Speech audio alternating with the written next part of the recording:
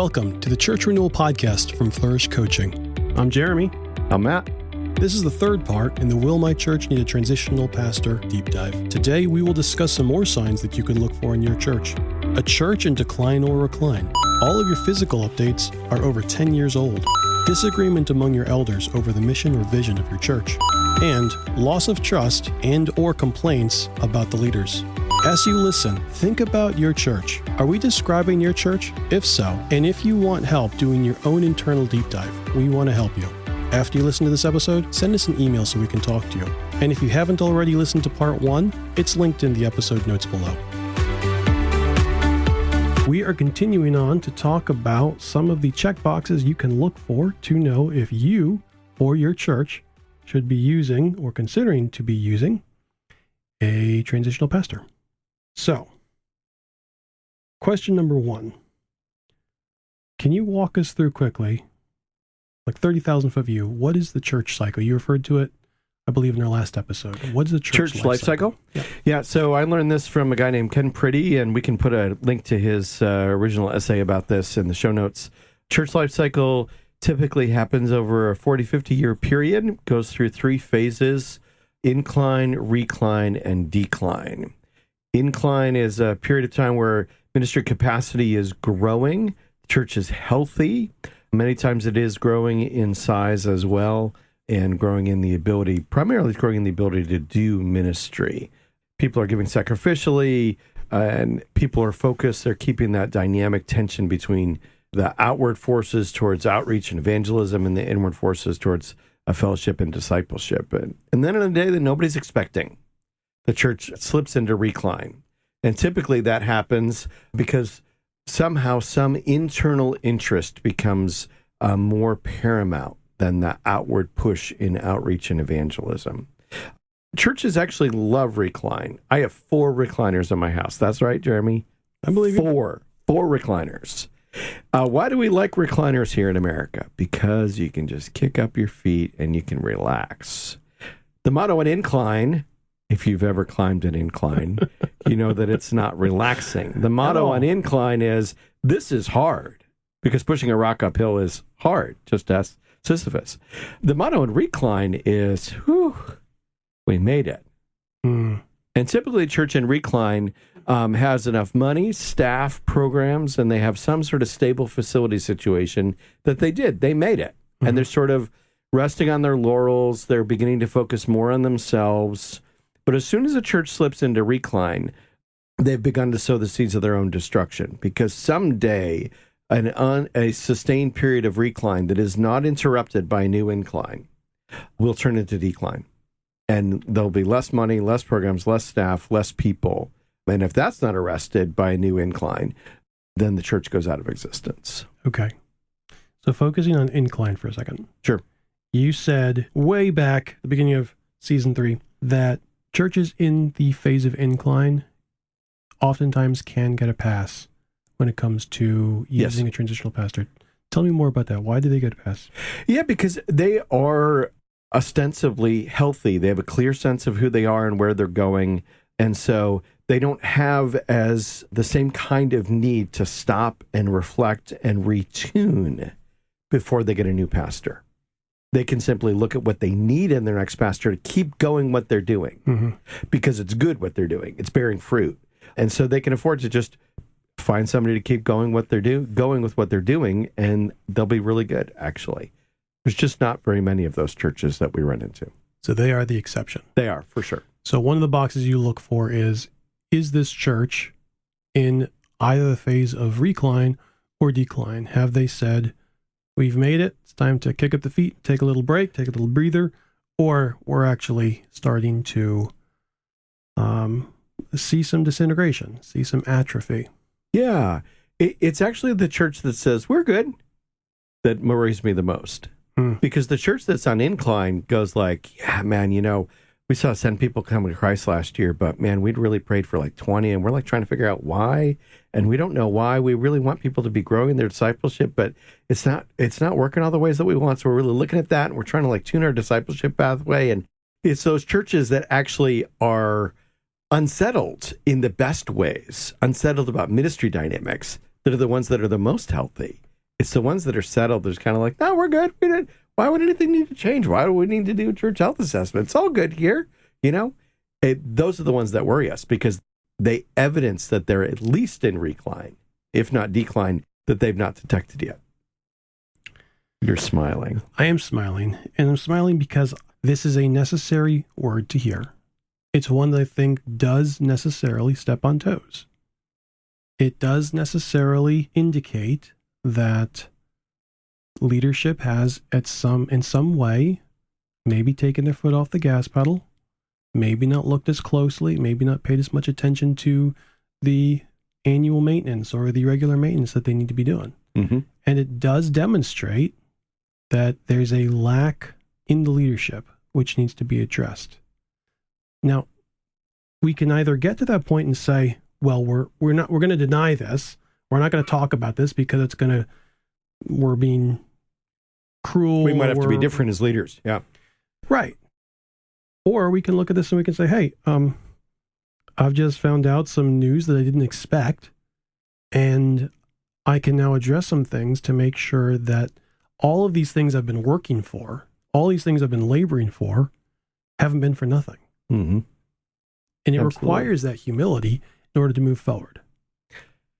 Maybe that's the best word to describe it, is all of this requires humility, which if you have read your Bible, God gives grace to the perfect. Oh, close. Does it not say that? No cigar. It does not say that. God gives grace to the humble. But the second half of that is what gets me as somebody we who don't believe that second part. We don't believe that God resists the proud. We can preach it. We can teach it. It's the scariest verse in the Bible. Because I'm somebody who can be proud. Mm-hmm. And if as a church we're proud, then we could actually be in that spot where God's resisting us. That's why those words in Revelation 2 and 3, we try and make churches wrestle with those words, by the way. Yeah. Particularly when we interview people in the church health assessment phase. We want them to wrestle with those words. Because in those letters from Jesus, because take the church in Ephesus. Like Jesus says 9 good things about the church in Ephesus. 9. Mm-hmm. He says 1 critique. But he says, for the sake of that 1 critique, if you won't repent of this, I'm gone. And I'm taking the light with me. So Jesus doesn't play around. I've walked into churches where Jesus left a long time ago, but the people were still meeting. I take it as granted that 99% of pastors out there legitimately want to see Jesus at work in their congregations and in their communities. Absolutely. And that when they look around, what they say is, Lord, less of me, more of you. Mm-hmm. The humility comes into play when the church as a whole, leadership, and then flowing down from there, is able to say, it is not about us. We want people to see Jesus, mm-hmm. not me. Mm-hmm. That's what humility requires. Yep. And that's where all these things that we have built can become a real stumbling block to that statement. Because we worked really hard on these things that we built. We've worked hard in the programs. We've worked hard on the development. We've worked hard in the relationships. And the building and everything. Yeah. Everything. Yeah. All right. So building. This part here, just moving right along, makes me gag. It's all right. Kind of a lot. You have it here. Tell me I how you gotta really ask feel about it. Tell me how you really feel. Why is it that a church that hasn't put money into its physical premises for, I think you say, more than 10 years, mm-hmm. is a ripe candidate for a transitional pastor? So when a church doesn't pay attention to its facility, what that tells me is they don't care about how they smell. If my son's listening, I did not tell him to say that. So, when we meet people who it's clear that they have not taken care of their hygiene and they didn't care how they smelled when they met us today, think about it like if you go into a job interview and you're a hiring manager and somebody walks in and they didn't pay attention to their hygiene, are you likely to hire them? Expected answer? No. If a church, it's obvious that they don't care about their hygiene and they smell bad. And there's lots of ways for churches to smell bad. Sure. But one of them is it does not take a lot to pay attention to a facility. It takes caring. It takes volunteers. right? But very rarely does it take oodles of money to care well for a place. But I'll tell you this, I work with churches, oodles of churches over the years, hundreds of churches over the years. And I can instantly tell the moment I walk into a church, we're recording in a church building right now. And I walked in here and I said, somebody thought about this carefully. Mm-hmm. And when a visitor walked in, they'd go, okay, so this is not my grandfather's church. Mm-hmm. And that is important to visitors. It's important for them to walk in and to understand, oh, this is a church that's thinking about 21st century people. And moreover than that, they thought about me. They thought about putting up signs that could direct me to the restroom or the sanctuary or the nursery.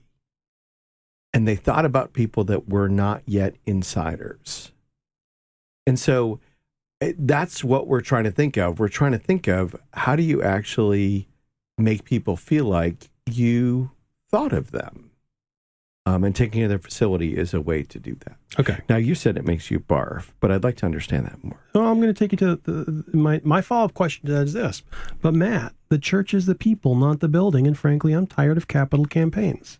Why can't I just get a new lead pastor? Yeah.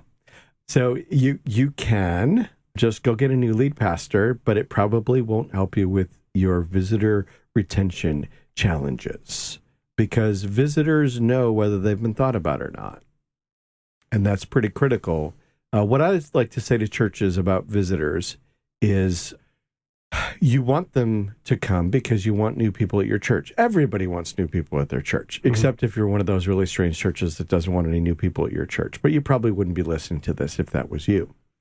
Most people want new people at their church, but they don't want to go through the work that's involved in making those new people that they want at their church to actually feel thought of, heard, and welcomed. And so, yes, it is about the people. And in particular, it's about the people having room in their life for new people that don't know Jesus or who are brand new to the church. And that's hard work, to keep leaving room in your life for new people. Okay. So it's not that it's apart from people. It's that a visitor, long before they interact with any people, they have already had an experience of your facility. Okay. And what do you want that experience to be? Thank you for that answer. That You're does welcome. help me. Next question. And again, checking boxes here. Obviously, there can be different ideas about which direction to go, what the church's values could or should be, even among the leadership. Sure. And you list, if your leadership is not clear on the direction that they believe the church should be going, that's a good time for a transitional pastor. Right. What is it about a transitional pastor that is superior to having someone come in, help set that vision, help bring that clarity, and then walk it forward? So I think that one of the things is that the guy who comes in, so say your next pastor comes in and you're expecting him to set the vision, right? If he's worth his salt, he certainly will. Okay. I think I'm hearing what you're saying. However, a lot of the people in the church may not like the vision that he sets and tries to lead the church forward with, because it's a very rare pastor that has the tools and the skill set in order to come in and do that collaboratively. So there are guys that can come in and just said, let's go. But they didn't do it collaboratively with the people. The opportunity that you have in transition with a pastor who does not need the job long term, does not have to keep everybody happy with him, is he can lead them collaboratively together to say, who are we and what is God calling us to be about and to do and to be? And where is God calling us to go? To whom has God sent us? And if the people in the church have a strong sense of that, leadership and congregation, if they have a strong sense of, hey, God says, send us to these people. And when they go and they advertise their position to new candidates that are out there for lead pastor, if they can reflect to candidates in the materials that they provide in the packet that we'll talk about this eventually, but we help churches make what we call a lead pastor packet. It's the advertising piece that you use to say, hey, apply for our position. If they can reflect in that, hey, here's who we are as a church, and we think this is who God sent us to. Do you want to come help us go there and reach those people? Candidates look at that, and here's what's good about it. Some candidates will look at it and they'll just be like, okay, That's cool. It's a church that knows itself and knows Right. what God's called them to. But that's not me. Right. Single moms, that's just not my bag, really. If we're starting a school, maybe I could be interested in that. But man, this church is really animated about single moms. They've got so many of them in their community. It's great that they are. It's just not me, so I'm not going to apply. And then the next guy comes along and he goes, no way. God's put single moms on my heart. I was born of a single mom. I was raised by a single mom. This is what I've always wanted a church to be. And that guy looks at it and he goes, I can't believe this. I never knew there was a church that would want to reach out to single moms. This is insane. And here God's done a work over time in both the pastor and the church and then brings them together. And that's what we're trying to do. That's excellent. Final question for today's episode is this. I've heard that on occasions, congregations may become disappointed with decisions that their leadership have made. And on even more Really? rare occasions, they will actually complain about it. You Pure sarcasm from Jim. You cited this particular scenario as being one that may be useful for a transitional pastor. My question is this. Where is the grace? How do you apply the gospel? How does a transitional pastor, in a case where you have a church that maybe it's not even as bad as schisms, Right. but they're divided. They're vying for position. Right. How does a transitional pastor help to bring the gospel and apply grace into the situation so that the church can experience healing? Sure. Yeah, I had the privilege of working with a church over a couple of years, and when we started there, it was a very divided group. They'd gone through COVID in the election of 2020, and it had been very difficult, like it had been in a lot of churches. And really our privilege was to try and first help the leadership come together and then help them after they'd applied the gospel to themselves, and they had figured out how to have better conversations among themselves to help foster that in the congregation. And in that particular case, the Lord was very gracious in that, right? Mm. So I think that wherever the gospel reigns, where people are willing to be gospel humble, because that's what Piper got famous for saying this, and I think he's right, is that it's actually grace that humbles people. Mm-hmm. Because when you come to really understand grace and you go, God is willing to receive somebody like me in his family, Yeah. and that's a wonder to you, then you can sort of put down and say, the things that divide me from other people are not that important when God That's right. receives us both into his That's family.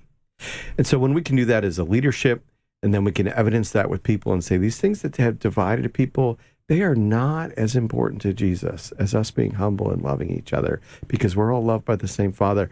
And we're not loved because we're awesome. We're loved because Jesus is awesome. Then as we understand the gospel, we can apply it to ourselves and then in our congregations. That's what we're shooting for. That's where we're trying to go. So I was going to leave it there, but at the risk of stepping on Piper, I'll share from my own story here, or at least from my experience, and let you respond, and Sure. then we'll close up. One of the things that I've told people many times, and sometimes to the same person many times, is, here's the situation. We have an ongoing situation between two parties where we can talk about the fact that enablement may be going on, someone's struggling to overcome or escape from, blah, blah, blah.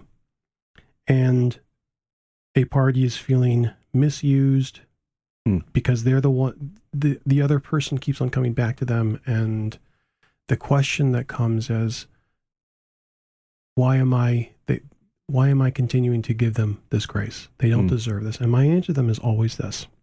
I say, grace by definition can only be taken advantage of.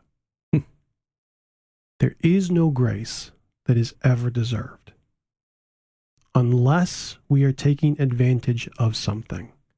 It's not grace that provides. And okay, so that breaks down because we can take advantage of things that are not being offered from grace. But when it comes to God, right, the only thing that we can do with grace is take advantage of it or reject it.